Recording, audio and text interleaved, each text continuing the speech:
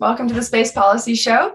This is episode 105. What's new? What's next? Norms in space. And I'm Colleen Stover.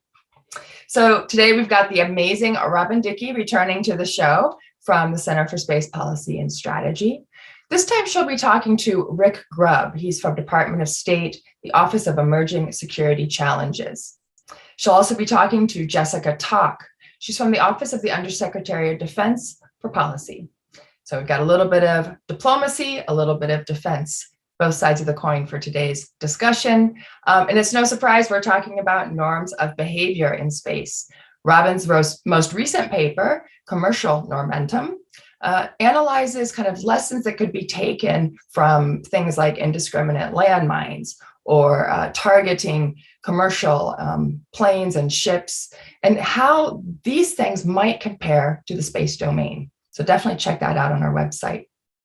All right, let's get started with the discussion. Robin? Thanks, Colleen. I am really excited to be talking today to our guests, Jessica Tok and Rick Grubb. Both of you, thank you so much for being on the show today. Thanks so much, Robin.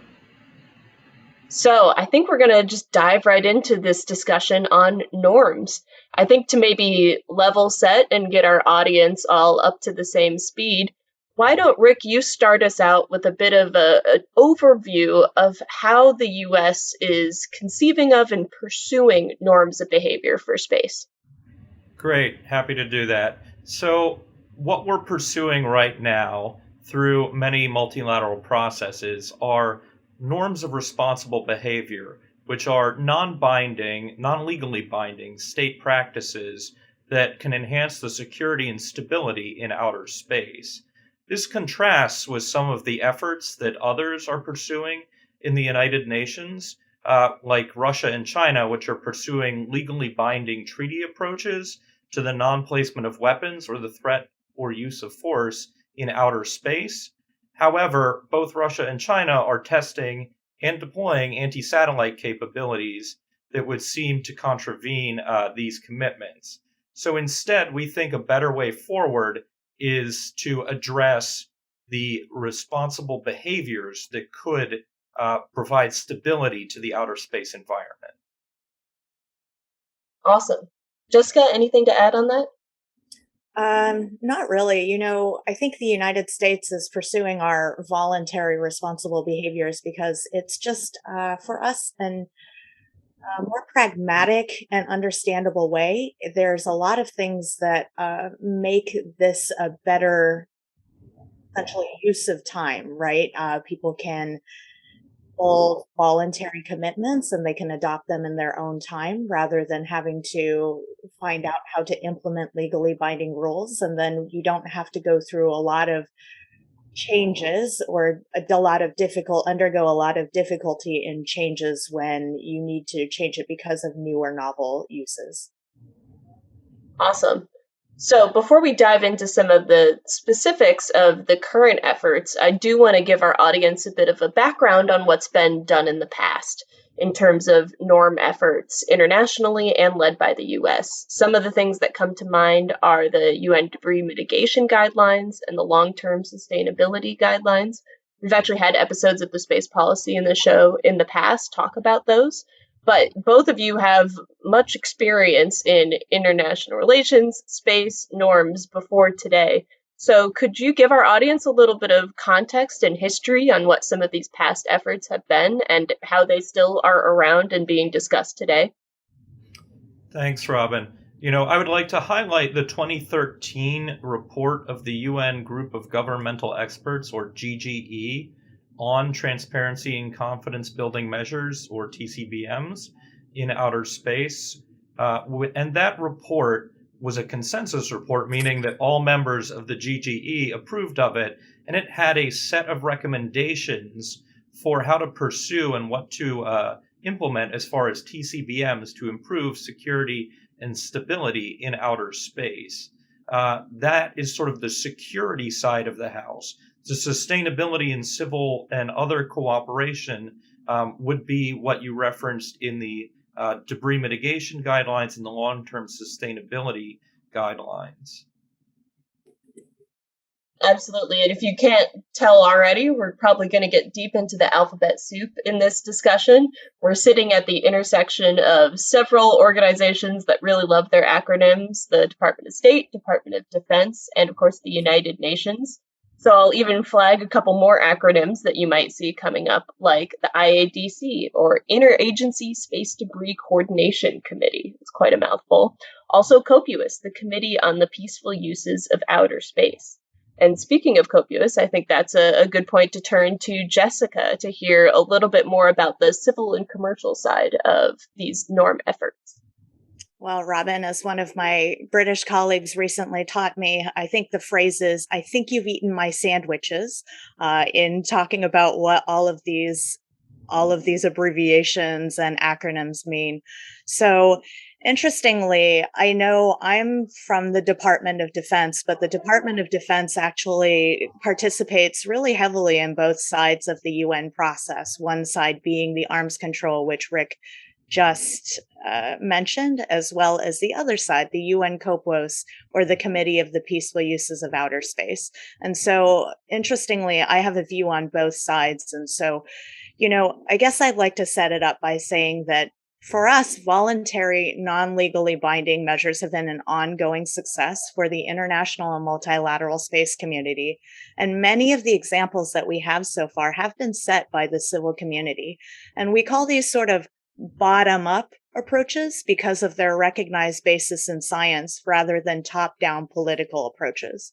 That's not to say that, both approaches certainly have their place. And so top-down approaches are really useful in the fora that Rick mentioned, the TCBM GGEs, the Disarmament Forum. But on the other side, with UN COPUOS, I think we've got a couple really good examples to highlight that you kind of mentioned. So, for example, the Interagency Space Debris Coordination Committee, the IADC, which is comprised of, I think we'd said 13 national civil space agencies, had actually put together a list of space debris mitigation guidelines. And I think they asked themselves, hey, how do we internationalize these guidelines so that there's more uptake, or that others have the ability to understand and view these guidelines? And so they took them to the United Nations, and the forum they chose to do that with was the UN COPUOS, the Committee on the Peaceful Uses of Outer Space. The next example that I'd like to highlight is the 2019 LTS guidelines, or as you noted earlier, the Long-Term Sustainability Guidelines of UN COPUOS. This was actually the culmination of a 10-year effort, arguments, discussions, expert groups, working groups, and they all came together to say, okay, what do we want to talk about that would make that our best practices in terms of regulatory guidelines and operational guidelines and capacity building guidelines. And so again, after 10 years, you have all of these groups agree on consensus guidelines for these three topics. And so we consider that to be a huge seminal achievement for UN COPUOS. Well, thank you, both of you, for describing some of these efforts. And important to note that it's not usually a matter of weeks or months. This is often years of effort that goes into these discussions to try to build consensus, to get that broader acceptance and understanding of the concepts. But now I have to confess that I think, Jessica, you took a little nibble out of my sandwich as well when you started talking about the top-down efforts, because that's really what I want to focus this next part of our discussion on. And that's a very recent effort that we have seen start to come to the limelight this year. And that is the statement that the Vice President made in April. And I'm going to try to get the wording right on this. I know you worked very hard on the wording. And that is a commitment to refrain from conducting tests of destructive direct-ascent anti-satellite missiles. I think I got all the points there. You guys can ding me if I'm wrong, but let's start with the kind of the what of this. What do all of those words mean? What is this commitment that the Vice President made, and what's the norm that we're trying to build up beneath that? Rick, do you want to take that? Thanks, Robin. Yeah. So the commitment not to conduct destructive direct-ascent anti-satellite missile tests was really driven by what we're seeing going on in the outer space environment. So recently at the open-ended working group on reducing space threats through norms, rules, and principles of responsible behaviors, we reviewed the full gamut of threats to space, including space to space, space to ground, ground to space, and ground to ground threats against space systems. And the panelists in discussion really centered around what the most pressing threat was and what we're seeing actively today, which is the continued testing of direct ascent anti satellite missiles. And as we saw on November 15th of last year, the reckless and irresponsible destructive test by Russia of a direct ascent anti satellite missile against one of its own satellites, which created thousands of pieces of debris which threaten low Earth orbit space objects. So the commitment was really an outgrowth of what we're seeing in the environment and the desire to enhance the security, sustainability, and stability of the outer space environment. Awesome. Do you have anything to add, Jessica, to that? Yeah, from the DoD perspective, we believe that stopping the reckless and irresponsible anti-satellite weapons testing of these missiles was to preserve the ability of all nations to continue to operate in outer space because it's in all of our interests. A lot of people ask why DoD really supports this. And honestly, you've got to look at it from our perspective. We are a huge user of space, right? We've been one of the longest, oldest operators in space since the beginning of the space age. So for us, we don't want to be operating in contested or congested space, rather. We don't want to be operating in an area that is full of space debris. We use this to, do important things like remote sensing. A lot of other countries use remote sensing, looking at crops, looking at weather. And it's testing like this, testing that is a choice that we really simply do not have to, we don't have to do it. It is a choice and we don't have to make that choice. So for DoD, this was really actually a very natural extension of our operations in space. Thank you for that description. So now we have this commitment made in front of the world by the Vice President. I know some steps have already begun to be taken in discussions like in the open-ended working group or the OEWG. Can you talk us through the how this individual commitment from one country led by the US and the Vice President, how is that being expanded upon and internationalized? What are the efforts that are being done in that path? Rick? Thanks, Robin.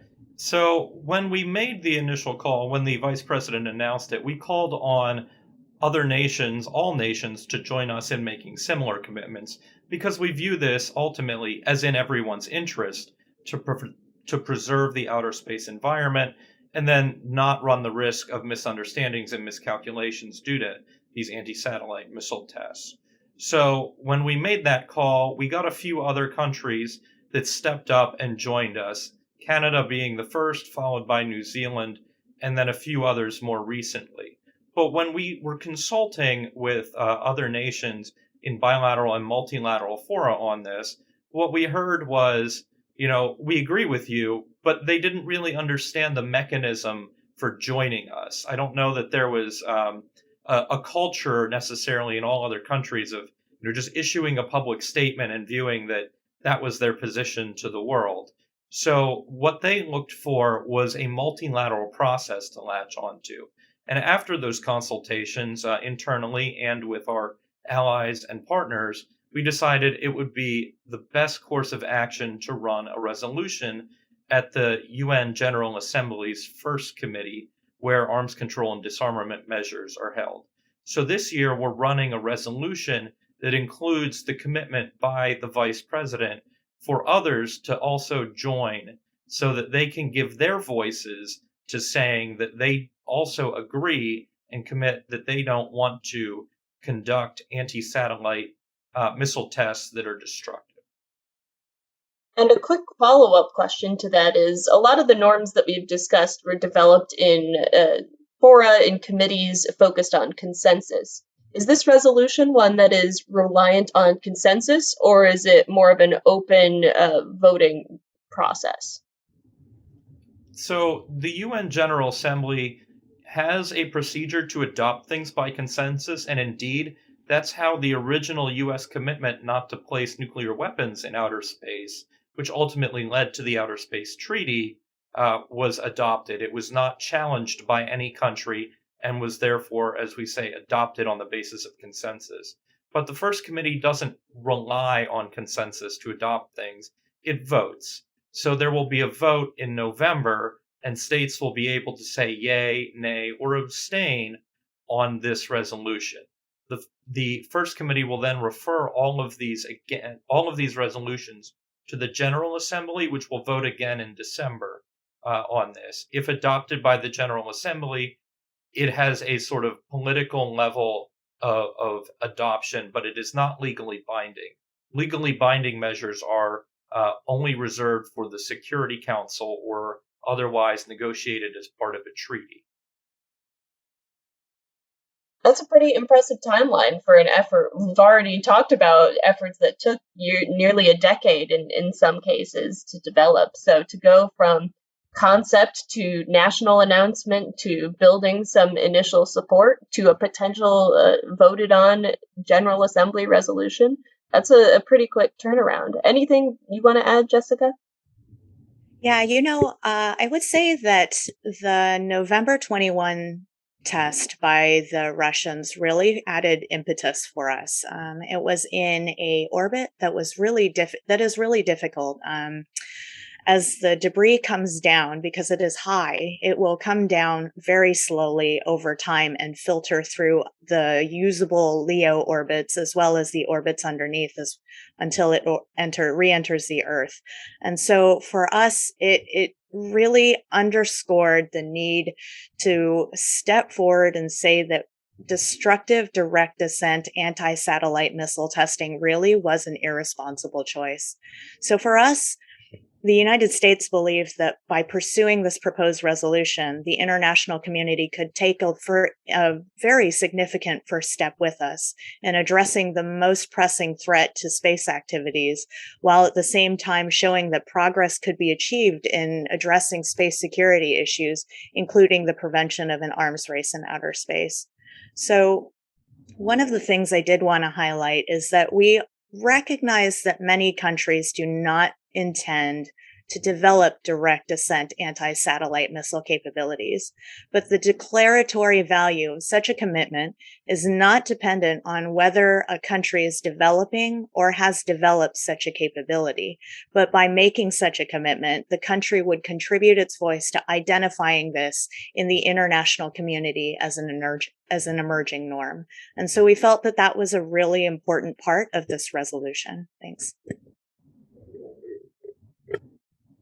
Very interesting and valuable to highlight how the impact of one event can really accelerate or change people's minds when you see what is important, what is challenging, and what normentum, if I can use a bad pun, can be developed when you have eyes on a specific issue or topic.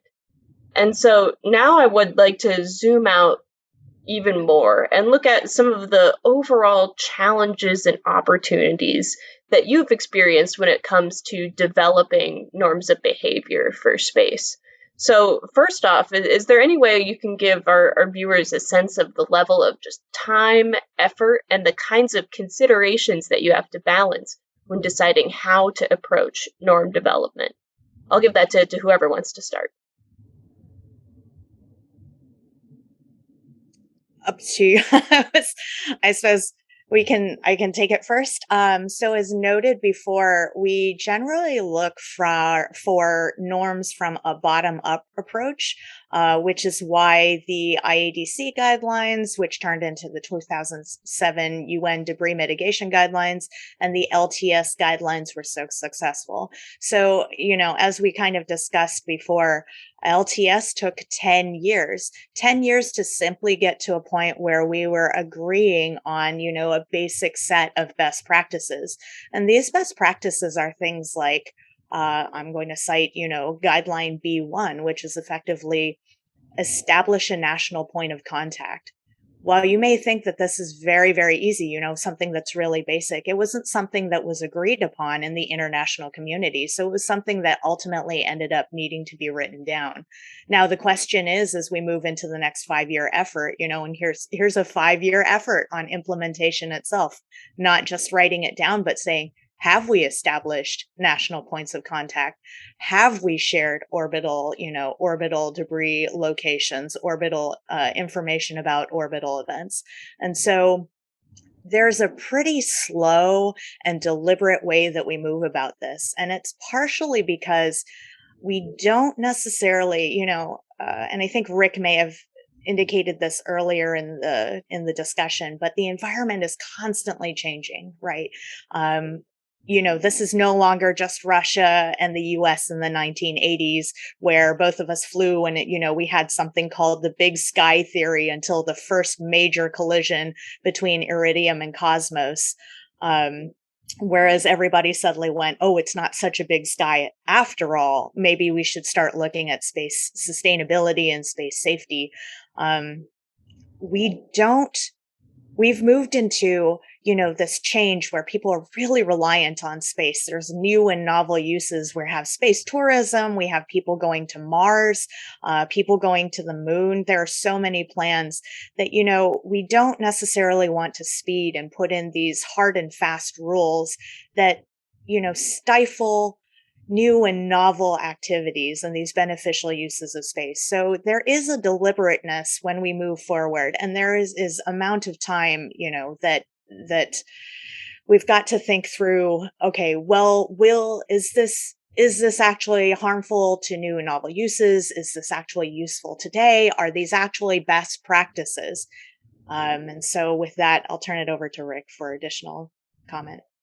Yeah, and actually, before Rick chimes in, I want to tailor it a little bit to your expertise and background with arms control, partially because of what Jessica has talked about with the novel uses of space, rapidly advancing technologies. One kind of implicit word that is not always mentioned when we talk about norms is the norms of behavior. And that maybe you could talk a little bit about the behavioral aspect of this and how this might differ from other arms control approaches that maybe focus more on specific technologies. And why is the behavioral approach something that's getting a lot of focus today? Thanks, Robin. So to get to your point, I'll start with building on what Jessica was getting at, which was the new and novel uses. So we're seeing a lot of exciting new technologies like on-orbit servicing, assembly, manufacturing, and active debris removal, or ADR. And those are really, game-changing for operating in outer space, both from a sustainability side on ADR, but on a cost side from on-orbit servicing, assembly, and manufacturing, which, is something that we really want to promote and we're really excited about. But at the same time, these technologies are dual purpose. So anything that can take apart a satellite or assemble something on orbit, could do that in a hostile manner. Anything that could capture and deorbit debris could be used to capture and deorbit other satellites as well. So we've got all of these new and exciting things that we really want to promote, but at the same time could be used, to attack someone else's assets. So we've got to think about how we handle these things, and partially doing that through responsible behaviors. So responsible behaviors, we really take a look at what's going on in the outer space environment. What is the pattern of life of something? And to do that, we need pretty good space situational awareness. And as the Department of Defense uses space domain awareness, which is a little higher fidelity on what something's doing, where it's going, and what it might be expected to do next, rather than just describing an orbit. So we need to do that in order to address these new and novel capabilities. And that turns us to a behavioral-based approach rather than a definitional approach, which might capture all of these new and novel activities. I'd also add that when we balance these things, we have to balance the legitimate interests in self-defense enshrined in the UN Convention under Article 51, and then the particular use case for the United States as we develop the ASAT testing, destructive ASAT testing commitment, which was to protect our ballistic missile defense equities. We're certainly not going to give up our capabilities to defend ourselves from ballistic missile attacks. So we needed to craft this in such a way that we would not inadvertently capture our own missile defense testing activities. So those are some of the things that we had to balance when we look to both this commitment specifically, but also norm development generally. Thank you. And I have kind of one final question for you two to help dig in on this broader picture. And that's, how do you juggle the increasing diversity of space actors? So we've talked about increasing diversity of activities, but how do norms impact and get impacted by the increasing number of countries, companies, different organizations all around the world? How do you help to juggle all of those different considerations when you're thinking about the development of norms that are broadly accepted and considered internationally? So I'll jump in and take that one a bit. So when it came to the direct-ascent anti-satellite missile testing norm, we did reach out to a wide variety of stakeholders, although this one was mostly, as we indicated before, top-down.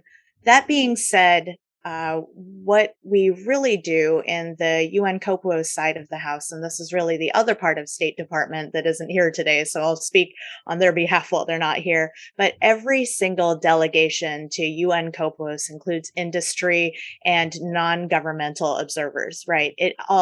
All of them have multiple industry advisors coming along to say, here are our equities, and so the United States spends a lot of time trying to promote those equities to say, hey, look, there are new, as you've heard multiple times through this podcast, there are new novel uses. Here are some of those novel uses. Here are some of the standards that we're starting to set and the things that we hope to accomplish. And it's that multilateral dialogue that we're able to have at these committees, at the UN COPUOS, at, standard setting forums such as the international standards organizations, where industry is really a very vibrant and active participant and actively helping us set those norms as we go forward so that we're not impinging on their business cases. Anything to add, Rick? No, I think Jessica said it really well. It's just a matter of broad consultations. And when we're looking at this in terms of international security issues, we're also going to add the dimension of adding discussions with partners and allies.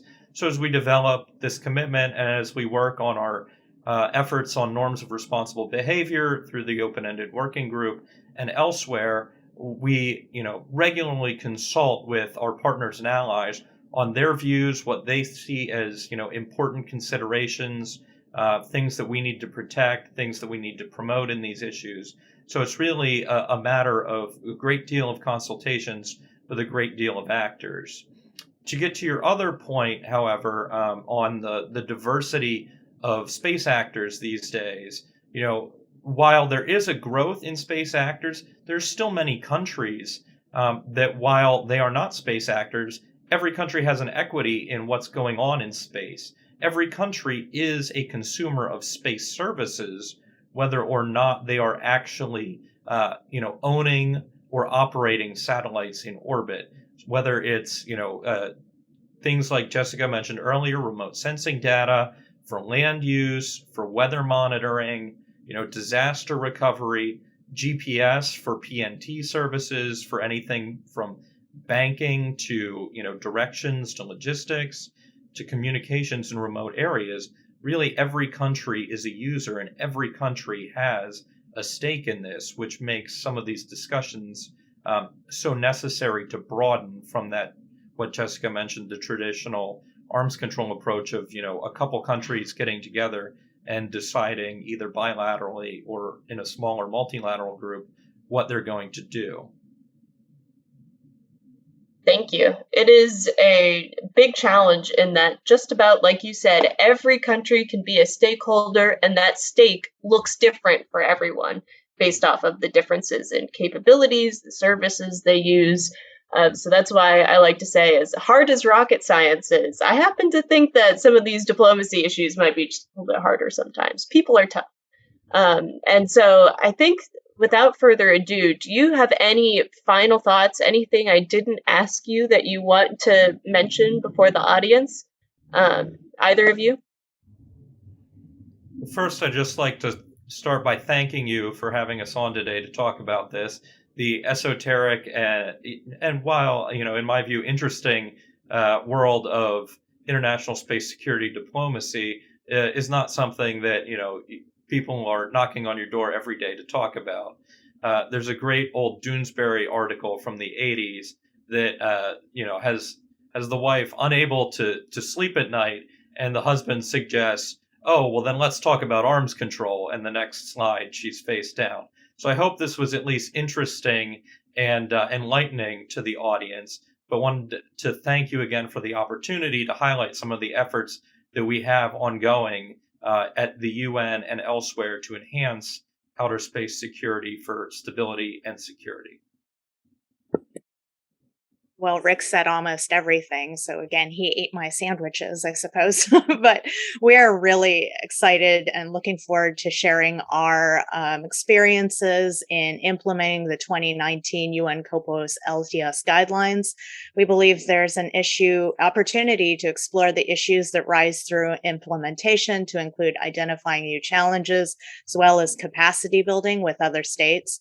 The substantive efforts are underway. And so in UN COPOS, we see a really bright future in terms of where we are going to help enable space sustainability. And on the other side, the United Nations on the arms control side for space has been deadlocked for so long. And there's been, the response to the direct-ascent anti-satellite missiles destructive testing commitment. It has been really positive, like very, very positive. And we've seen that in the open-ended working group. And so for us, we seem like there's a glimmer of hope in terms of moving forward and stopping some of these threats, right? So we have progress on both the threats front and the civil uses front. So we're really excited with where we're going in terms of space diplomacy. Well, I might be a biased one to say this, but I'm wide awake. I'm so excited. This was a really fun conversation for me. Sandwiches were eaten, acronyms were tossed out there. So I think all in a good day for me. But I hope our audience enjoyed it as much as I did, and really look forward to talking to you both in the future. And thank you one more time for chatting with me today. Thanks so much, Robin. All right, back to you, Colleen. A very interesting discussion as usual. And, I know it's a mouthful, but the U.S. commitment to not conduct destructive, direct-ascent, anti-satellite missile testing. It's a very good start to reducing the kind of overall amount of dangerous debris in space, which ultimately protects the environment for future uses. And we know that things in space help things on Earth. So please go to our website, csps.aerospace.org/space policy show. You can subscribe there to our newsletter to get notifications of new shows and new research papers as they come out. You can also follow us by podcast if you want to listen to the shows. And our new YouTube channel is out. Subscribe there and you get instant notifications. So thank you, James Liggins, our technical director, and we'll see you next time.